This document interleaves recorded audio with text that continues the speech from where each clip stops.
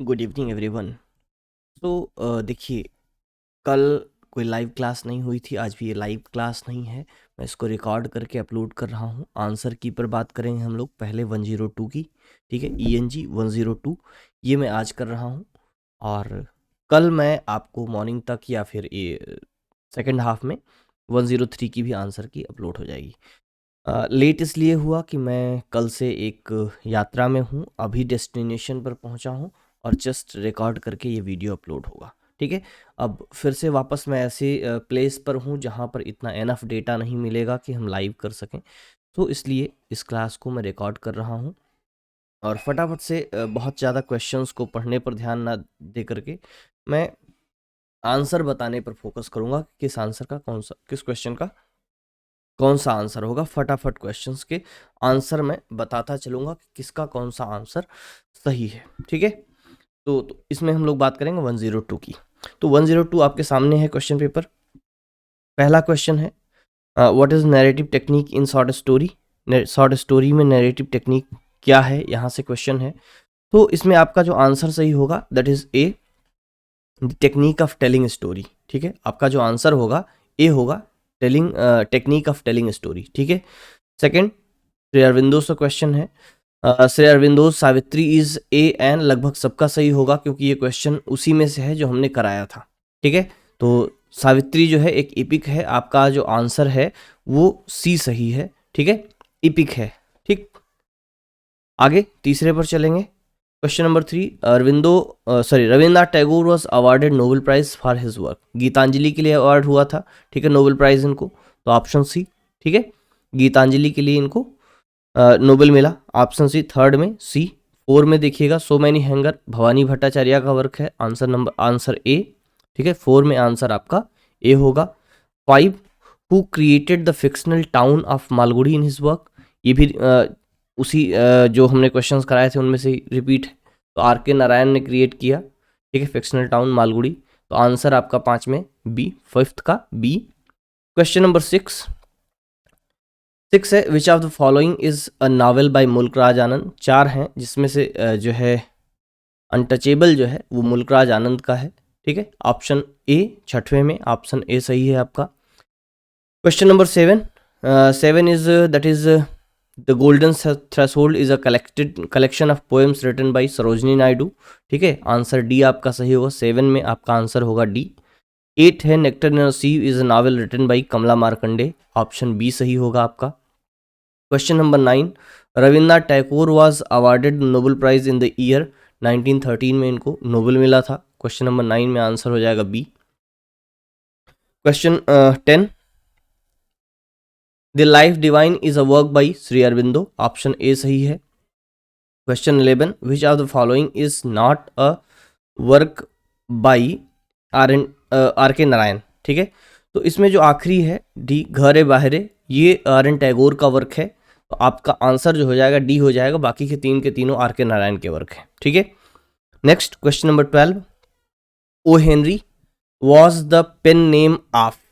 ठीक है, O Henry pen name क्या है, किसका है। ओ हेनरी पेन नेम है विलियम सिडनी पोर्टर का। आंसर आपका जो होगा सी सही होगा। ठीक है, तो क्वेश्चन नंबर 12 में आपका जो आंसर है वो सी सही है। ठीक है, William Sidney Porter. Number 13, who has been called the nightingale of India. तो सरोजिनी नायडू को नाइटिंगेल ऑफ इंडिया कहते हैं। अच्छा, एक इन्फॉर्मेशन आप लोगों को यहाँ पर मैं देना चाह रहा हूँ बीच में क्लास को इंटरप्ट करके, कि जो मैंने आपको बात की कि सेकेंड सेमेस्टर के लिए जो कोर्सेज हैं ऐप पर, वो आज शाम को यानी कि आज की रात में क्रिएट हो जाएंगे। कल से आपको वो कोर्स ऐप पर दिखना स्टार्ट होगा। तो अगर आपने अभी तक ऐप को डाउनलोड नहीं किया है तो अभी प्ले स्टोर पर जाएं, इंग्लिश योगी सर्च करें, या फिर वीडियो के डिस्क्रिप्शन में लिंक है, वहाँ से ऐप को डाउनलोड करिए। सेकेंड सेमेस्टर का आपका कोर्स वहाँ आज रात में क्रिएट हो जाएगा, यानी कि आज के बाद से आप परचेज कर सकेंगे। क्लासेस उसमें 5 फरवरी से मिलनी स्टार्ट हो जाएंगी। 5 फेब से क्लासेस आपको मिलनी स्टार्ट हो जाएंगी, और क्लासेस जो होंगी रिकॉर्डेड होंगी ऑडियो और वीडियो के फॉर्म में। साथ ही साथ उसमें आपको टेस्ट मिलेगा, जो भी आपके टेक्स्ट बुक्स होंगी वो सारी की सारी मिलेंगी। और स्टडी मटेरियल के रूप में नोट्स भी आपको पीडीएफ के फॉर्मेट में सारा कुछ, यानी कि कंप्लीट पैकेज मिलेगा आपको, वीडियो से लेकर के टेस्ट तक का हर एक चीज़ वहाँ पर आपको उस कोर्स में मिलेगा। अब आप ऐप पर जाएंगे, वहाँ पर आपको दिखेगा कि कोर्स में कैसे क्या करना है। अगर उसको परचेज करने में कहीं कोई प्रॉब्लम होगी तब आप जो है 809016 पर या फिर ऐप में ही चैट का ऑप्शन है, वहाँ पर आप मैसेज करके अपनी प्रॉब्लम बता सकते हैं, पूछ सकते हैं। ठीक है, वापस चलते हैं नेक्स्ट क्वेश्चन पर। क्वेश्चन नंबर 13 की बात हम लोग कर रहे थे। Nightingale of India Sarojini Naidu, option C सही है। क्वेश्चन नंबर 14, क्वेश्चन नंबर 14 है कि विच of the following is not a work by, which of the following is not a work by Shri Aurobindo. ठीक है, श्री अरविंदो का कौन सा वर्क नहीं है, क्वेश्चन नंबर 14। तो इसमें द विलेज जो है वो श्री अरविंदो का वर्क नहीं है, बाकी वंदे मातरम, लाइफ डिवाइन और एसे ऑन द गीता, ये सारे के सारे क्वेश्चन जो है वर्क्स श्री अरविंदो के हैं। नंबर 15 पर चलेंगे। Tagore was awarded by the British government the title of knighthood in the year, तो 1915। ठीक है, आर एन टैगोर को नाइटहुड दिया गया था 1915 में जॉर्ज फिफ्थ के द्वारा। ठीक है, number 16, the post office is written in the form of drama, R N Tagore का प्ले है द पोस्ट ऑफिस। ठीक है, आंसर जो होगा आपका सी होगा, 16 में C. Number 17, Anton Chekhov was born in 1860, 1860 में एंटन चेकोव का जन्म हुआ था। क्वेश्चन नंबर 18 है medicine is my lawful wife. ठीक है, ये कोटेशन जो है एंटन चेकोव का है, आंसर डी सही होगा आपका।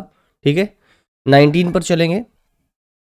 What is stream of consciousness, तो स्ट्रीम ऑफ कॉन्शियसनेस एक नैरेटिव टेक्निक है जो कि 20th सेंचुरी नॉवेल्स में यूज़ की जाती थी। ठीक, number 20 is the word mahatma has been frequently used in the story the cow and the barricades, तो ये महात्मा गांधी के लिए महात्मा वहाँ यूज़ किया गया है, इंडियन इंडिपेंडेंस के बैकग्राउंड पर है। तो क्वेश्चन बी में आपका जो आंसर होगा डी होगा। क्वेश्चन 21 है कि with whom does the master compare Gauri in the story, Gauri को किससे कंपेयर करता है उसका जो मास्टर है, तो वो कंपेयर करता है his baton armed mother in law. ठीक है, that is option A.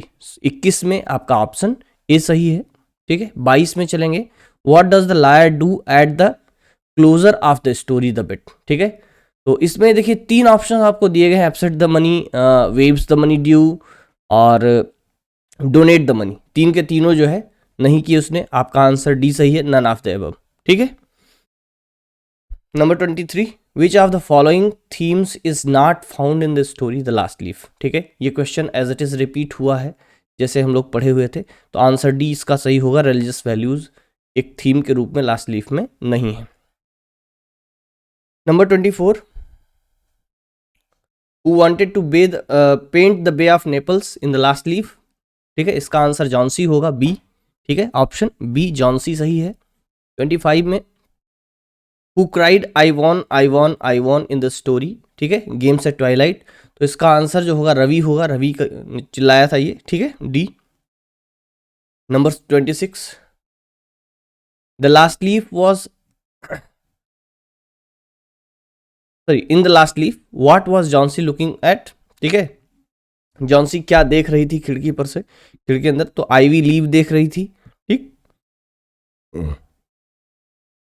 Option C जो है आपका करेक्ट आंसर होगा यहाँ पर 26 में आपका ऑप्शन सी आईवी क्रीपर। ठीक है, 27, in the story diamond necklace Mathilde had her husband had to पे।